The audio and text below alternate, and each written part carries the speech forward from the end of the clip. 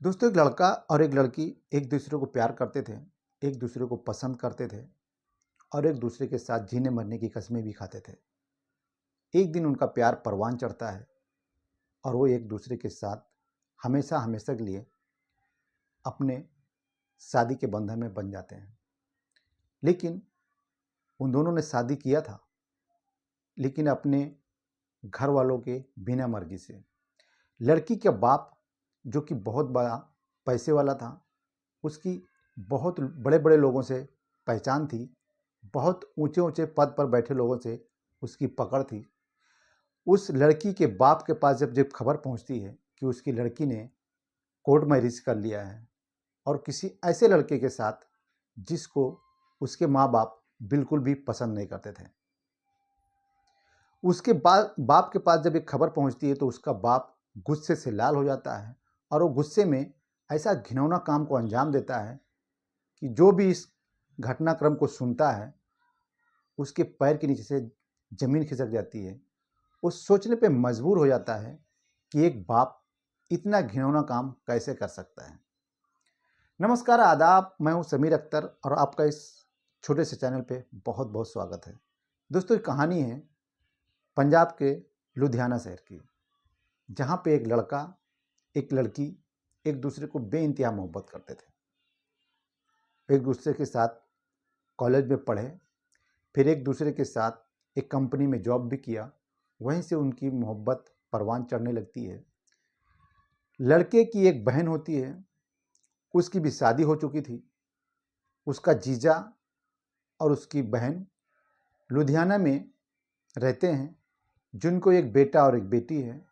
बेटा जो कि 7 साल का है, बेटी 4 साल की है। पति जो उसका यानी कि उसका जीजा एक प्राइवेट कंपनी में काम करता है।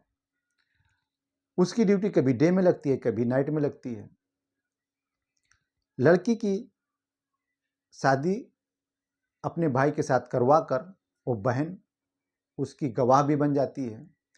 शादी हो जाने के बाद वो अपने भाई और उसकी बीवी को कहीं ऐसे जगह भेज देती है जहां से हमेशा हमेशा के लिए किसी को पता ना चले। लेकिन जब ये बात उसके लड़की के घर वालों को पता चलता है, उसके बाप को पता चलता है, तो उसका बाप गुस्से से पागल हो जाता है और वो अपनी भागी हुई लड़की का बदला लेने के लिए इधर उधर छानबीन करने लगता है। और जहाँ पे उसकी लड़की काम करती थी, वहीं पे वो लड़का भी काम करता था। उसका बाप अपने 4-5 दोस्तों के साथ उस कंपनी में जाता है, कंपनी के स्टाफ को गाली देता है, उसके मालिक को बुरा भला बोलता है और बोलता है कि तुम्हारे कंपनी में यही सब होता है क्या। वो बाप बहुत ही ज़्यादा पैसे वाला था, बड़े बड़े लोगों से उसकी जान पहचान थी। कंपनी वाले ने उसकी सारी गालियां सुन ली, लेकिन उसको पलट कर कोई जवाब नहीं दिया। इतना बोलने के बाद वो फिर एक बार उस कंपनी के मैनेजर को बुलाता है कि तुम्हारे कंपनी से मेरी लड़की किसी लड़के के साथ भाग गई और तुम लोगों ने हमें जरा सा भी नहीं बताया। उसको उल्टा सीधा बोलकर वहाँ से चला आता है और उनको धमकी देकर आता है कि अगर मेरी लड़की नहीं मिली तो मैं तुम्हारी कंपनी बंद करवा दूंगा। ये सब सुनने के बाद मैनेजर डर जाता है और डरने के बाद उस बाप को जिस लड़के के साथ उसकी लड़की भाग कर गई थी, उसकी बहन का पता दे देता है। उसकी बहन लुधियाना में रहती है। उसका बाप सीधा उस बहन के पास जाता है और उसके घर पे जाने के बाद शाम का 7 बजे का टाइम था। वो अपने 4-5 दोस्तों के उसके घर पे गया, यानी कि उस लड़के की बहन पे गया, घर पे गया। और वहाँ जाने के बाद उसकी बहन को बहुत ही गंदी गंदी गालियाँ देता है। बोलता है कि मेरी लड़की तेरे भाई के साथ शादी कर ली है, वो शादी तो कर लिया लेकिन मैं उनको जिंदा नहीं छोड़ूंगा। मैं अपनी बेटी और तेरे भाई को कैसे भी करके ढूंढ निकालूंगा और फिर जो उनके साथ करूंगा वो पूरी दुनिया देखेगी। अगर तू अपने भाई के जिंदगी चाहती है तो अपने भाई का पता बता, और नहीं तो उसके साथ तू भी पिसेगी। मैं तेरे दोनों बच्चों को मार डालूंगा, तेरे पति को ख़त्म कर दूंगा। मुझे सब पता है तेरा पति कहाँ पे काम करता है, कहाँ पे नहीं काम करता है। अगर 10 दिन के अंदर मेरी बेटी मेरे घर पर वापस नहीं आई तो मैं तेरे पूरे ख़ानदान को और तेरे भाई को सबको ख़त्म करवा दूंगा। इतनी धमकी देने के बाद वो 4-5 लोग अपनी घर वापस आ जाते हैं, क्योंकि वो लोग थोड़ा क्रिमिनल टाइप के थे। लड़की को ये पता नहीं था कि इतने हाई प्रोफाइल की लड़की है वो, जिसके साथ उसके भाई ने शादी किया था। वो बहुत घबरा जाती है, डर जाती है, लेकिन वो ये सब घटनाक्रम का बातें अपने पति को नहीं बताती है। होते करते 10 दिन का टाइम भी बीत जाता है। उसके बाप का गुस्सा अभी भी शांत नहीं हुआ था। वो अपने 4-5 दोस्तों के साथ अपनी गाड़ी के साथ फिर उस लुधियाना पहुंचता है, उसकी बहन के घर पे जाता है। रात का 9 बजे का टाइम था। उसका बड़ा बेटा बाजू वाले के कमरे में टीवी देख रहा था। उसकी छोटी सी बच्ची जो 4 साल की है वो सोई हुई थी। उसका बाप, जो लड़की का बाप था, वो दरवाज़ा बजाता है। वो औरत बाहर निकलती है तो देखती है कि दरवाजे पे 4-5 लोग खड़े हैं, और जो बाप हमको 10 दिन पहले धमकी देकर गया था अपनी लड़की के बारे में, वो भी साथ में खड़ा है। वो दरवाज़ा खोलती है। जैसे दरवाज़ा खुलता है, उसका बाप फिर उस लड़की को यानी उस औरत को गाली देना चालू कर देता है कि हमने तुझे 10 दिन का टाइम दिया था, लेकिन तेरा भाई और मेरी लड़की आज तक कहीं दिखाई नहीं दिए। लेकिन आज मैं कुछ ऐसा करने वाला हूं जो तू सोच भी नहीं सकती है। उस बाप के अंदर बदले की भावना जाग उठी थी। वो अपने 4-5 दोस्तों को लेकर उसके घर में घुसता है और उसकी बच्ची को एक शख्स अपनी गोद में उठाकर उस बच्ची के गर्दन पे छुरी रखता है और उस औरत को धमकाने लगता है। तभी उस 5 शख्स में से एक शख्स उठता है, उस औरत को पकड़ता है और उसके बेडरूम में लेके जाता है और उसके साथ उसके सारे कपड़े उतार कर उसके साथ बर्बरता करने लगता है, यानी कि उसका बलात्कार करने लगता है, उसका रेप करने लगता है। वो जब बलात्कार कर रहा था तो दूसरा आदमी उसका वीडियो शूट करता है। ऐसे होते करते वो 5 लोग उस औरत के साथ बलात्कार करते हैं, उसका रेप करते हैं। जब एक रेप करता है, एक जब गंदा काम उसके साथ करता तो दूसरा वीडियो बनाता है। ऐसे होते करते 5 शख्स का वीडियो उन लोगों ने बनाया और 5 लोगों ने उसके साथ गैंग रेप किया। इतना होने के बाद वो उसकी बच्ची को वहीं पे छोड़ देते हैं और उस औरत को फिर एक बार गाली गलौज देकर वहाँ से निकल जाते हैं और बोलते हैं कि अगर इस घटना का किसी से तुमने जिक्र किया तो मैं फिर आऊँगा और फिर तुम्हारे साथ ऐसा ही करूँगा, और उस दिन तू नहीं बचेगी, न तेरे बच्चे बचेंगे, न तेरा आदमी बचेगा। मेरी लड़की गई तो गई, लेकिन मैं तेरे पूरी फैमिली को ख़त्म कर दूँगा। उसका रेप करने के बाद वो लोग वहाँ से चले जाते हैं। वो औरत डरी सहमी सी रहने लगती है। उसका आदमी सब सुबह अपनी नाइट ड्यूटी करके आता है अपने घर पे, औरत को पूछता है, उसका हालचाल लेता है, लेकिन औरत कुछ नहीं बोलती है।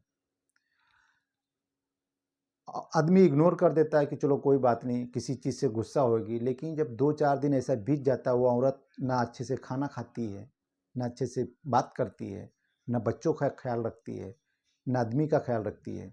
किसी के ऊपर उसका ध्यान ही नहीं रहता। वो सिर्फ और सिर्फ अपने में ही खोए रहती है।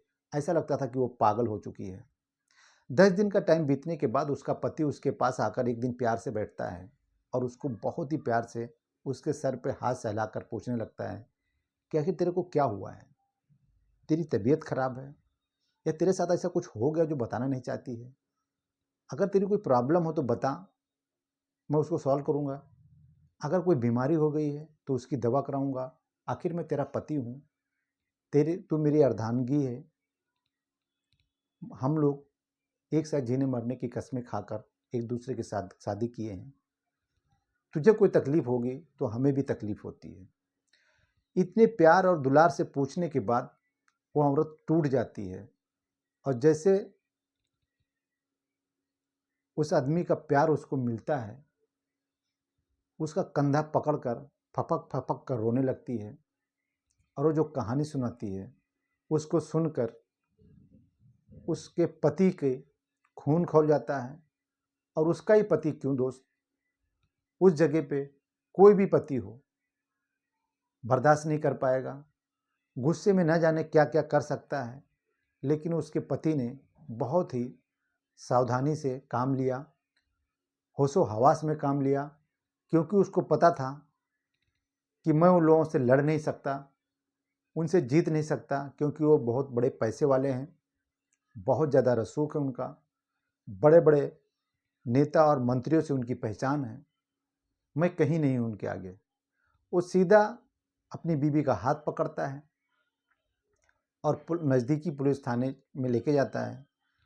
जब पुलिस थाने में उन लोगों की बातें बताने लगता है वो पति, और जब औरत उन 5 अपराधियों का नाम बताती है तो पुलिस भी हैरान हो जाती है और वो डर जाती है कि मैं इन लोगों का केस कैसे लिखूं, क्योंकि उनको पता था वो लोग बहुत ही क्रिमिनल टाइप के हैं, उनकी बहुत ऊंची ऊंची पहचान है।